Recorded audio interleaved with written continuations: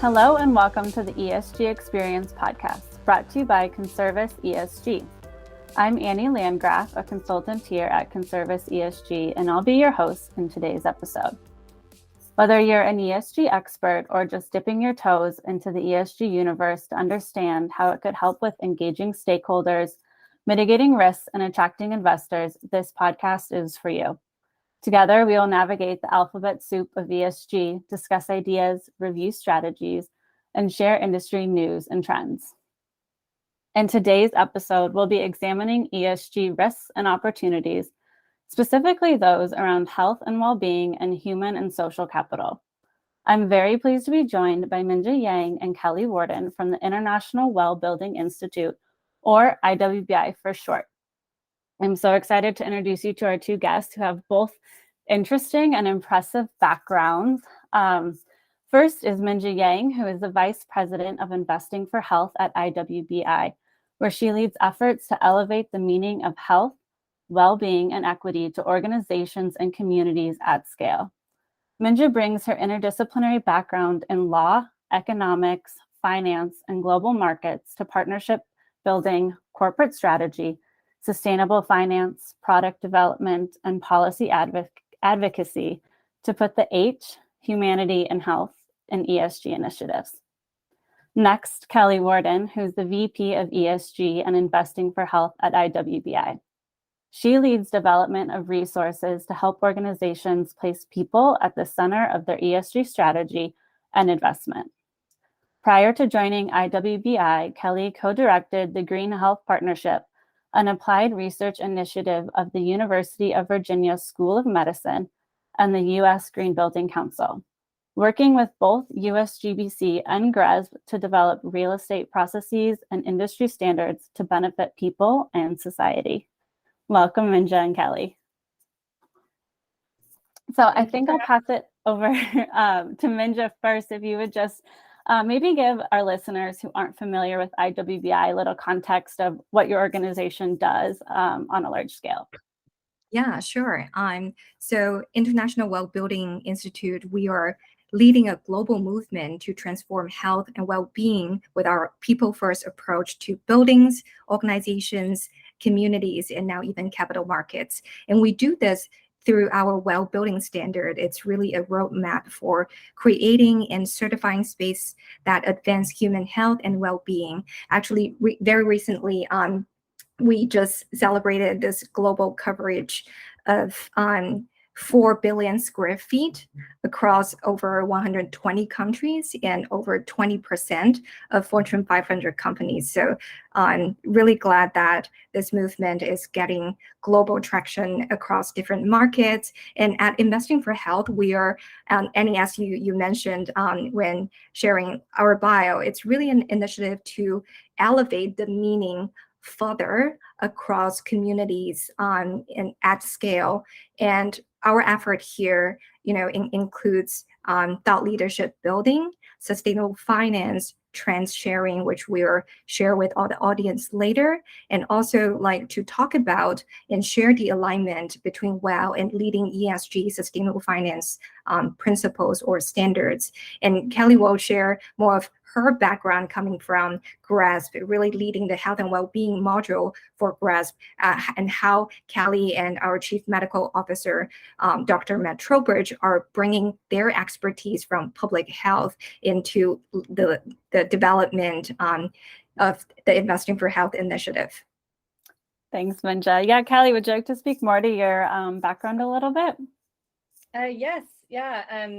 So I recently joined IWBI back in April, and previously had the opportunity of working at the U.S. Green Building Council with funding from the Robert Wood Johnson Foundation, which allowed us to partner with GRESB, the leading ESG benchmark for real assets, back in 2015 to create the GRESB Health and Wellbeing module.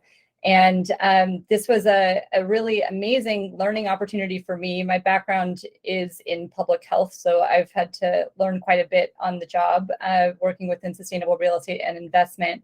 But as Minjia mentioned, our current CMO at IWBI, Matt Trowbridge, and then also my former colleague, Chris Pike at USGBC, and I we're able to really work in direct partnership with the GRES team to experiment with creating a mechanism to understand the health performance of a real estate portfolio and start to experiment with adding health as a decision-making lens for real estate investors.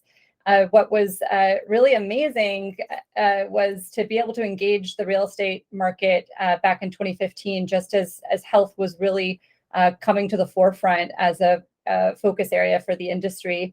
And being able to see the global differences in how different companies considered health and well-being as well. So the GRES Health and Wellbeing module launched as a voluntary assessment in 2016 and saw really great performance its first year and sort of great participation, which increased year over year. And then those health and well-being indicators were incorporated into the primary GRES real estate assessment in 2019. And so those indicators are part of the assessment that just closed for participation in July. And I'm very excited to bring that experience into my work at IWBI, where we're really eager within the Investing for Health platform to, as Minjia said, position health, well-being, and people at the center of real estate and organizational strategy and investment. So learning from that experience specifically within the real estate industry, but applying some of those learnings to more broader engagement of the corporate sector overall. Yeah, that's incredible. I love that the foundation was laid so many years ago for health and well-being in this space and this ESG and the finance and sustainable real estate space, even though it just really came to the forefront of everybody's minds, like during the pandemic, where now it's, on everybody's mind, front and center, loud in society. So yeah, it's interesting. I didn't even know it existed until, we first had our first conversation, which is awesome that the groundwork was laid. And now IWBI is really leading the charge to bring health and well-being at the forefront, keep it at the forefront and not let it just be a thought of the pandemic, but really a priority of our society and in our investment culture, which I think is great. So yeah, I am excited to hear your guys' opinions and thoughts on everything. ESG is getting a lot of publicity and talk nowadays, good and bad. So from your perspective in your people-focused kind of mindset, what are the opportunities and risks you see in ESG? Yeah, it's a great question, and actually highlighting the a bit of turbulence in the conversation within the US the past couple of months. I think really emphasizes what one of the primary risks we face, which is the risk associated with not being clear about what the intended outcomes of an ESG strategy are. And ESG as a term has really taken off quite robustly in the US in the past couple of years. And that's led to a lot of conflation about what ESG is and isn't. There's a lot of, even I see within the media, I almost feel like we need media training around these terms too, because there's a lot of mixing ESG with impact investing and talking about them as if they're the same when they're absolutely not. And the history of ESG really is rooted in traditional investment approaches and really focused on reducing risk in a very traditional way, compared to impact investing, which is of course primarily focused on creating some sort of environmental or social impact with the hopes of maybe receiving a return along the way. But at the risk in not being clear about what we mean by ESG is that it then leads to a variety of different opinions over whether or not an ESG initiative was successful or not, because we're all using different metrics and sort of definitions to define what that success looks like. And I also think it risks, obviously, what we've seen in the US is the politicization of this conversation, when in reality it's not at all tied to politics. It's actually just tied to core business practice, right? Like what defines a good business practice and a good business strategy. And that really entails being holistic in your assessment of sources of potential risk and sources of potential value creation. So when it comes to, however, I think what I'm very excited about as an opportunity associated with taking an ESG approach is really that ability to think holistically about how these different non-financial factors interact with business performance. And we're really excited to be able to provide some thought leadership within the realm of the social pillar, and also just how health and well-being is impacted by each of the three pillars. But we've seen such progress on the environmental pillar the past 10, 15 years in terms of increasing our ability to measure impact and prioritize strategies. And so at IWBI, we're really excited to be able to bring a similar level of rigor to conversations around health, well-being, human and social capital.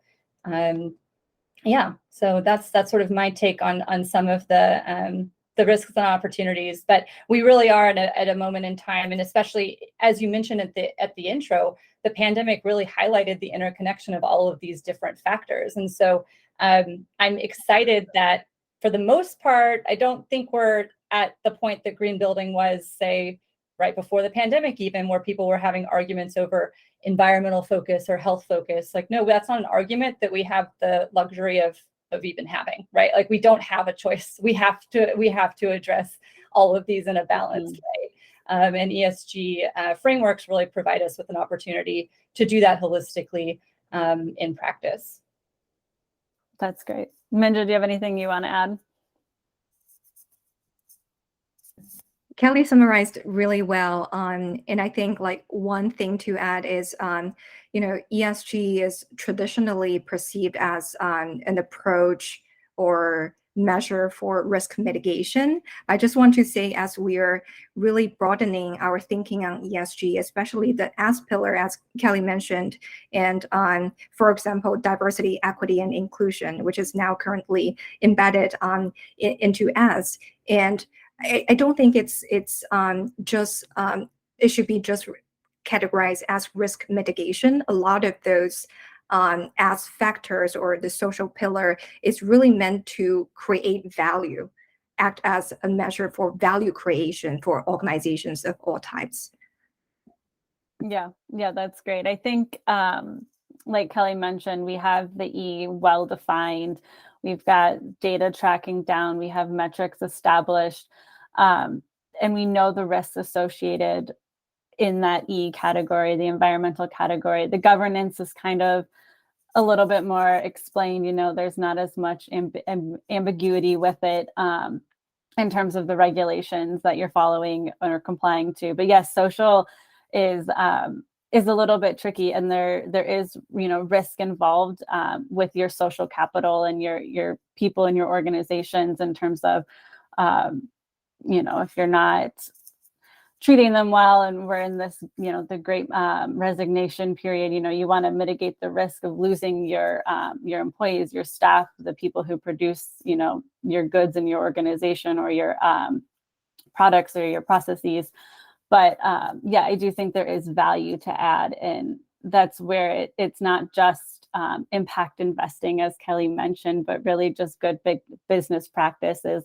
What's the best value? How do you mitigate the risk and get the best financial outcome in the end? Like Kelly mentioned, things have been getting very political with it. So what sort of legislations and regulations in ESG and sustainability are you guys monitoring at IWBI with your social focus lens? Yeah, that's a great question. So we've been really monitoring legislation, regulation, standards more from a global perspective. As ESG and sustainable development is a global movement and a global phenomenon. So it's really important for our team to leverage IWBI's regional offices, our WELL community across the globe to help us understand, so we can better empower our clients to understand those trends. So myself, I was leading the Asia ESG task force before joining Kelly and Matt in the Investing for Health initiative at IWBI headquarters. So just talking from my own experience, definitely Asian market had very clear impact with Hong Kong Stock Exchange mandating the disclosure on not only 4 environmental pillars, but also 8 social pillars for ESG reporting since July 2020.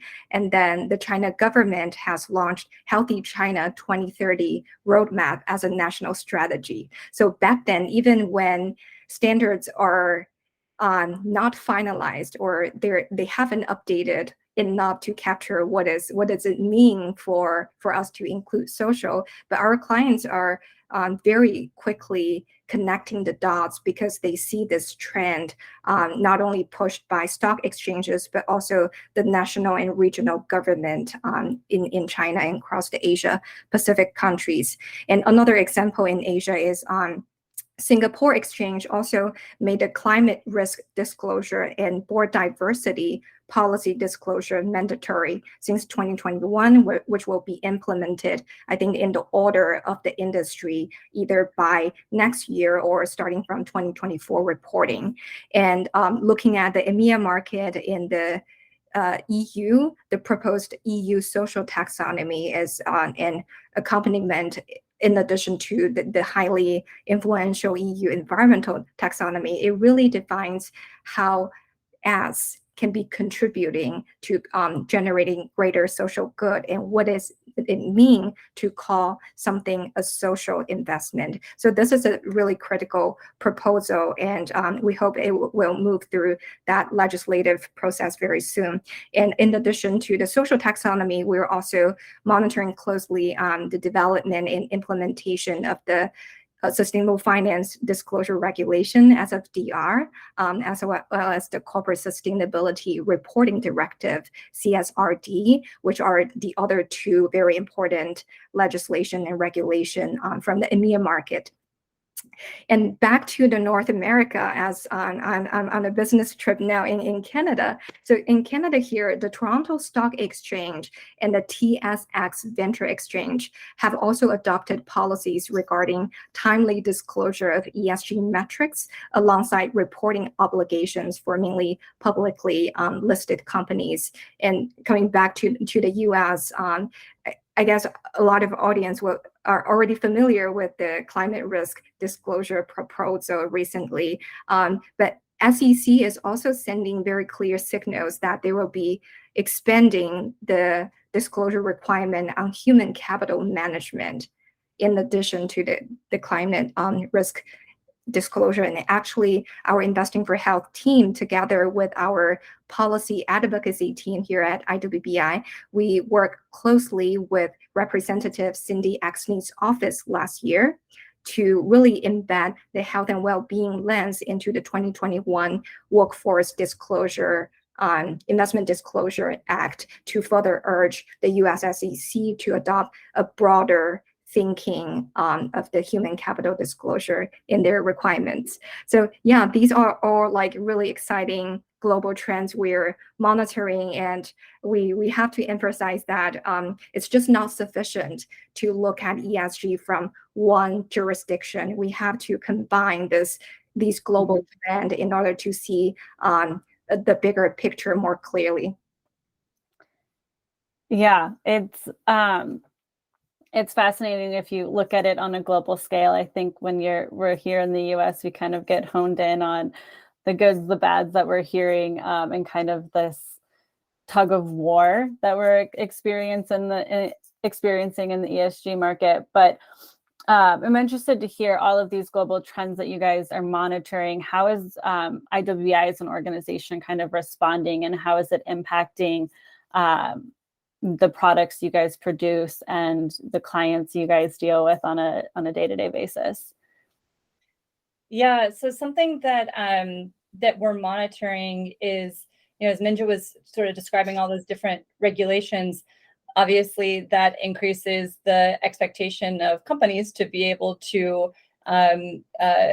confirm that they are in compliance. And a lot of what I found really interesting about the proposed SEC climate disclosure rules is really similar, ties back to what I was talking about around like the risk of conflating ESG goals and needing to really be clear about what it is you're intending to accomplish, and then also being able to follow up on how you did on those goals, right? So if you've made public statements around different goals or initiatives, needing to be able to kind of provide that transparency of associated performance. And so within the growth of the WELL standard, and specifically our newer offering within WELL at Scale, which allows companies to engage with us on more of a continual basis to set goals and prioritize actions and monitor outcomes, we're really starting to think about this in a modular way, so that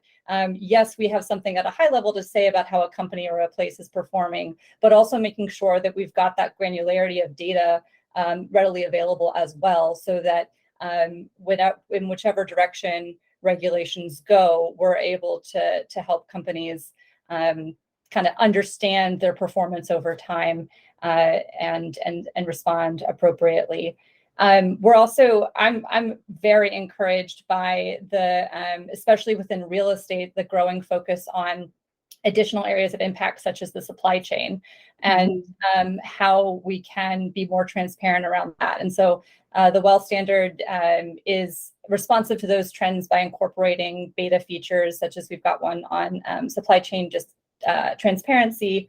And that's so exciting to me, because it's, when you're talking about my background being in public health, I come at this from a social equity perspective, really, because social equity and public health are very intertwined.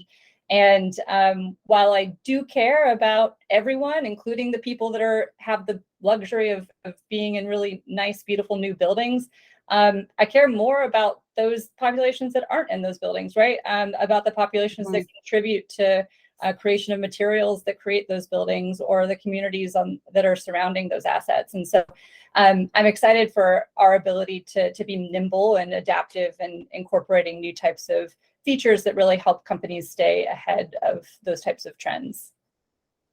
Absolutely. One feature from the WELL building standard that I love is kind of caring about also not just the people working in the building or using the spaces at the corporate desks, but how are the people who are cleaning those spaces treated? Like, what sort of protections in place for them, and with the chemicals that they're using, and the the germs that they're encountering, and the hazards that they're dealing with on a day-to-day basis, which I think is so amazing to kind of look at the whole picture of, everything from the supplies coming to the building, how it's being operated, and then those who are using it on a day-to-day basis, which is holistic and all-encompassing, and a great approach. That's awesome. So we talked about reporting and WELL at Scale, and kind of tracking organizations over time, and kind of setting goals. And we do that a little bit with clients in terms of like materiality assessments, and people getting into ESG, or where do we start? We don't even have a grasp on how our organization is performing, what's even important to our organization. And so we look at these materiality assessments, which are kind of vague to anyone who doesn't know what they are. So first, I think we should have the conversation of defining materiality, but then kind of looking at it through the lens of broader, like, human and social capital. Yeah, we like strongly adopt a double materiality approach. So really focusing not only on how a company, the risks that a company faces from external ESG factors, but also a company's impact on those ESG factors. And that really matters, because it's a more of a future-proof approach to ensuring that we all continue to have the privilege of operating in a functioning society with a planet that supports life, and populations that are able to not only contribute to the workforce, but then also participate as consumers within a consumer economy. And so within that, we really focus on highlighting the influence that, from an organizational perspective, as the way that an organization relates with its employees has a direct correlation with overall organizational performance, right? So there's many studies out there that show that employee health and well-being is one of the key assets to delivering long-term value. And within the broader spectrum of things, there's also just the making sure to highlight and emphasize that broader societal impact as well. And that's something I think in terms of thinking about ESG, we all know that our climate is changing really rapidly. We've kind of experienced it all over the world over the past couple of years. What isn't talked about as much, in my opinion, is what that means for society. Like, what are the societal risks associated with climate change, and then the next step, what risk does that pose to business? And we know that climate change increases the risk of increasing social inequality and social uprisings and civil unrest, which obviously have negative ramifications for business performance. And so I think it's really imperative for businesses to do all that they can to not only address the environmental risks that we face, but also make as much progress as possible towards a more equitable society, so that we're better prepared and sort of starting off at a better place once those unfortunate additional climate events will continue to happen. But Minjia, would you like to chime in here on the materiality definition? Yeah, I just want to quickly share the process Kelly and I took when responding to the recent proposal by the ISSB, International Sustainability Standards Board. And we were actually quite surprised by the narrow definition they have on materiality, which is not even from the broader investor or stakeholder perspective, not to say double materiality. But before we submit our comments, we actually did a scan through a majority of the comment letters that's already submitted on ISSB website, and found that actually, our stance on double materiality resonate with a lot of leading financial institutions and international organizations. So it's just really glad to know that we are not fighting alone here in this journey. Mm-hmm. Actually, this is, really adopted as a common sense by leading organizations globally. Thank you. Yeah, it's I think it's really important that defining that materiality can be broad, and really just looking at it through the lens of what's important to the organization, and that kind of opens the door to how you approach what's material to your organization, and then making that kind of assessment so that you can kind of create those targets. You have your baseline, and then you set your goals from there. We see clients kind of incorporating health and well-being in that sense of just kind of first taking the first step of a materiality assessment to kind of gather what their stakeholders find important. We have everybody from that level of just kind of gathering the initial step. We've got clients who are pursuing WELL certification or ratings across the board. So kind of want to flip it on to you, coming from IWBI, an organization that has a plethora of offerings from different rating systems to certification, and then now WELL at scale with this benchmarking. What do you see clients incorporating into their their health and well-being strategy? Is it coming from a lens of they first started with a materiality assessment? Is it an investor told them to do so? What do you guys see on your end?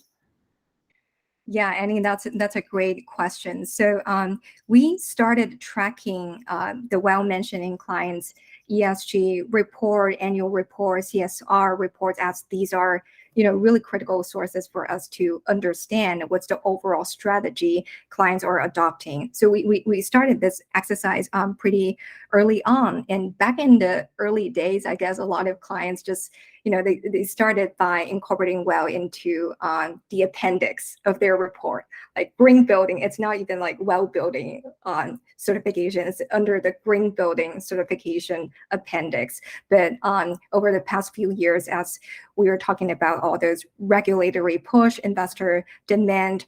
Clients have been moving the well narrative or the overall health and well-being narrative to more of the central parts of their reports and strategy. For example, we by the end of last week, we tracked about 150 reports ranging from CSR, ESG, sustainability, sustainable finance annual reports of client actively mentioning well. And a lot of Fortune 500 companies like JP Morgan, Chase, Uber, Pfizer, they all really highlight the value, different parts of the WELL program in different parts of their annual reports. And Citigroup in particular, they incorporated WELL into their 2025 global footprint goals. So this is a leading financial institution, incorporating health and well-being strategy into their long-term sustainability KPIs and goals. And back to the Asia market, Swire Properties, New World Development, they really demonstrate sustainability leadership through WELL, and that's reflected by all their annual reports in the recent years. They're also really very advanced in continuous indoor air quality monitoring, even before IWBI launched our performance rating. And they're also very early adopters of WELL in sustainable finance, especially in the Asia market. And coming back to North America, Herman Miller, they showcased WELL's value for not only building a healthier workplace or workforce, but also WELL's value for contributing to a more equitable and inclusive workplace in their DEI section in their latest sustainability report. And we're also seeing clients like Embassy REIT, SL Green, based in other parts of the world. They incorporated WELL into the message from CEO or CEO letter, which is usually the very first section in their annual reports. And client like Sino Land, another client based in Hong Kong, they incorporated WELL into their 2030 sustainability vision and highlighted health and well-being and WELL as a strategy for mitigating climate risk. So we're really seeing a variety of views and a variety of mention of health and well-being. And it's really important to highlight that we believe that people and planet, climate change, and human health are intrinsically connected, and that's very well reflected by all kinds of client reports on their sustainability initiatives. And Sino-Ocean, another great example, they're a developer based in mainland China. They did an entire phase of rebranding of their corporation after being an early adopter of WELL standard back in 2016. So they've been incorporating health and well-being strategy throughout their corporate messaging, branding, reporting strategy, and in their latest Sustainable Development Report of 2021, all sections have incorporated health directly into the titles. So just a few examples. They have the sections called Operational Health, Building Health, Environmental Health, Employee Health, and Healthy Society. And as Kelly said, it's really taking a very holistic approach of adopting health and well-being strategy. And another example is Centene Corporation. They literally changed their name of the ESG reports to ESG reports, meaning environmental, social, health, and governance reports, meaning they're not satisfied with H not having a place in ESG. So we're super excited to see and collect all those great examples from clients across the globe. And we really believe that health, well-being, social justice, and equity initiatives can be more effective when they are incorporated into corporate strategy. I love that shift to ESG.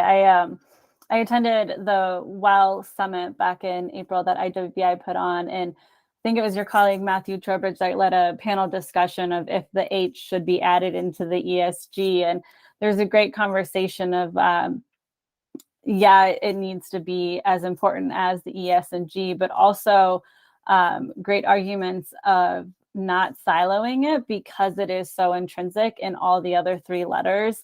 So just kind of wanted your guys' perspective on that. I mean, Kelly mentioned earlier, we know environmental risks have social impacts on humans. So just kind of wanted your guys' thoughts on, keeping or, adding in the H to ESG or making it kind of an overlying narrative in all three categories.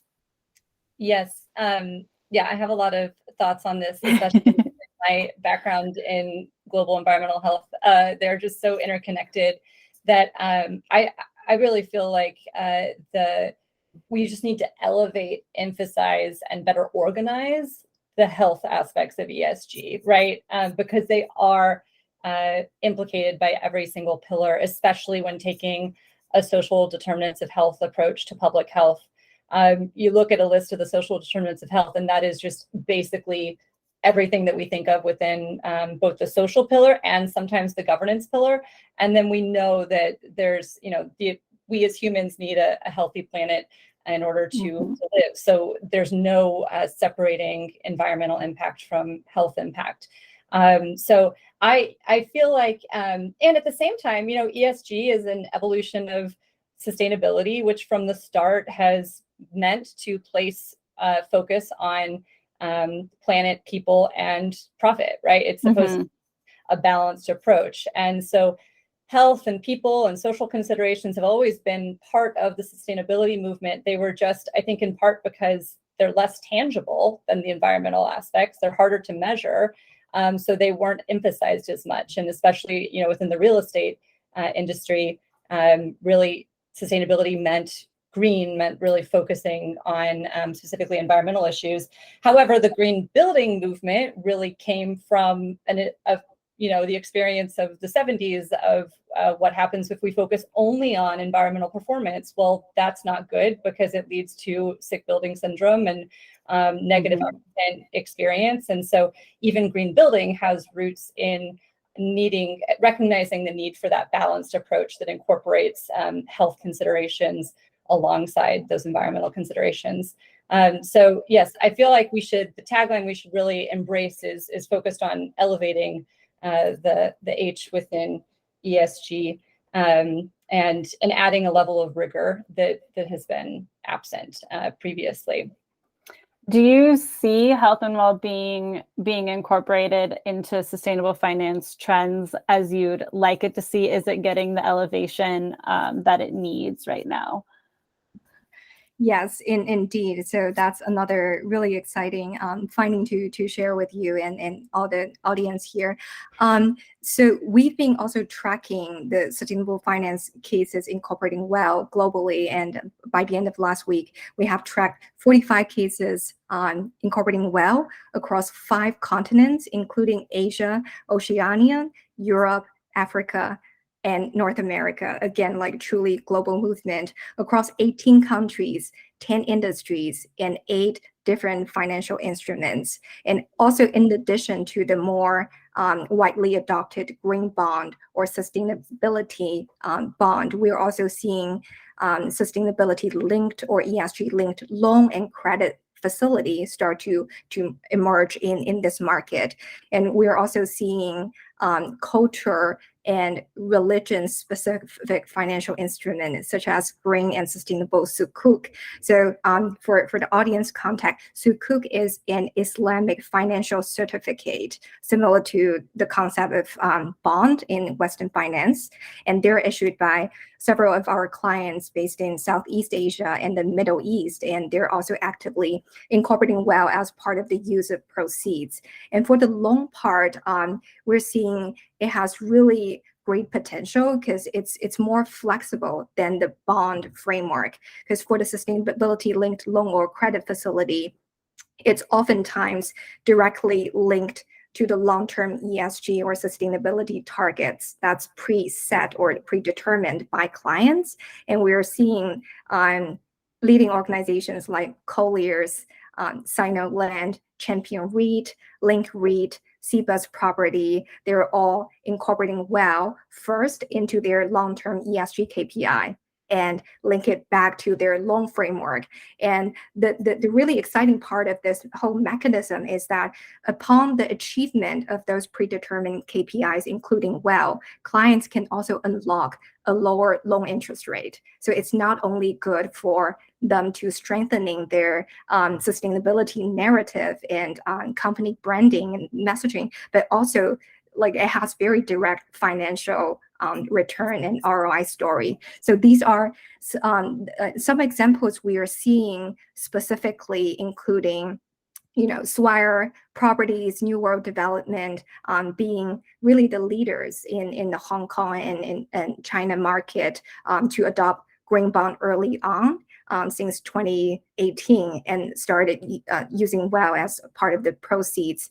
And we're also seeing Japan as a very inspiring market in the case of sustainability bond, because among a majority of their sustainability bond issuance, almost 1 out of 3 or half of those issuance are on the social impact part. So either social bond or social impact indicators under their sustainability bond. And Obayashi Corporation, a leading construction company based in Japan, they incorporated WELL into the social impact category of their sustainability bond, and multiple of their projects that is really serving the greater social good in Japan are WELL certified. So it's a great story to tell, not only from the WELL certification perspective, but also how to further scale those corporations' impact to the community and to the society as a whole. And for China market, we are also seeing more and more cases on the green financing or green commercial mortgage-backed securities, CMBS. China Overseas Land and Investment, they actually issued early this year the largest ever green CMBS in China market, and they've incorporated WELL into the part of the use of proceeds. So these are all really exciting movement and examples we are seeing in the market, and this sustainable finance market in general is definitely booming, because we know in the past year, the sustainable debt market alone has achieved like 1.6 trillion US dollars of issuance, which more than doubled the amount in 2020. And we definitely think this trend will continue, and the demand will continue to surge. And we are looking forward to learning more of the innovation by clients of leveraging health and well-being angle in different financial instruments. Oh, it's so exciting to hear where this movement is kind of taking off. And I could talk about where this movement is going, where it came from, what it needs all day long. But I'm curious, as we come to a close, if you guys have any suggestions or resources you would provide to an organization who's looking to improve their social capital and management. As Kelly mentioned, the human and social capital is a little less tangible than some of the other ESG items that we track and look for. So just kind of curious, do you have any resources you'd like to highlight or suggestions? Yeah, absolutely. I am really excited about what we're able to offer through WELL at Scale, because it provides a more accessible on-ramp for companies to get started. So as with anything, the most important first step is to get started and establish a baseline and really understand how you're doing today, recognizing that you might not be doing as well as you'd hope. And that's especially true on issues around equity, diversity, and inclusion. We're excited to be launching the equity rating soon, and it's a scary first step to kind of really take a look at how you're doing as an organization. But we should all kind of remind ourselves that it's only been more recently that companies are becoming more intentional about these focus areas. And so you're not alone. So like that first step of like getting in to a platform and utilizing a framework to establish that baseline of performance, and then set realistic goals for how you want to improve, and then prioritize actions accordingly. We're also excited to be able to offer up the 12 competencies for measuring health and well-being for human and social capital framework, which our team released earlier this year. And this framework is an evidence-based framework that organizes leading research on organizational management and measurement of health and well-being. So I really like to view it as, for organizations, it provides a framework for analyzing potential approaches to health measurement, prompting new ideas about how you might experiment or innovate the ways that you're measuring, and also really thinking about the different scales of impact that any organization has, and starting to kind of drive consideration of how you might measure performance at those different scales, from the individual to the organizational, all the way up to the global scale. And then on the research side, this framework is a really great summary of the science, sort of like what we know from as it relates to measuring health and well-being within organizational performance. So it sets a good baseline even for ourselves, right? Here's where we're starting from. This is the state of the science, and we know that we have so much work that needs to be done on improving and creating new ways of measuring health and well-being. I always joke that, like, from a public health perspective, it's not as if the public health community is holding back metrics. Like the metrics don't yet exist. Like the right metrics for this business use case don't yet exist, and that's in part due to silos between industries and between academia and practice. And so with the Investing for Health initiative, we're excited to bridge that gap and sort of build that bridge between those different silos to drive an interdisciplinary conversation around the types of innovations that are needed. But those are some initial resources to highlight. Minjia, do you have any you want to add? Yeah, sure. So I came from a background in law, economics, and finance. So personally, I'm just really glad to see legislation, regulation, investor demand being the key driving forces in this sustainability and ESG movement. And but at the same time, I really want to encourage organizations and our own clients not waiting until regulations are finalized, not waiting until the standardization process is complete to take action. Because when accountants and lawyers start getting more and more involved, the market will pretty much be shaped by that point, and there's less room for leaders to emerge. So we really encourage organizations to demonstrate your leadership in ESG, in sustainable finance, in sustainability in general early on through action. I love that. That's a good call to action to close us out here. Our CEO, Ryan, who normally hosts the podcast, usually makes our guests play a game before we let them go, but I won't make you play a game today. Don't worry. I just want to thank Kelly and Minjia so much for sharing your extensive knowledge on the subject, your passion for the subject. It was a great conversation. I can't wait to see it continue and see where this movement goes. We'll definitely have some of those resources mentioned, linked in the episode. But yes, thank you both so much for being here. Thank you for having us. All right, everyone, thank you for joining us on the ESG Experience podcast. There's a new episode every month, so if you enjoyed your time with us, make sure to subscribe on your favorite podcast directory. Thanks to our loyal subscribers for continuing to listen and support our podcast. Want to continue the conversation between episodes? Follow us on your favorite social media channel at #ESG Experience.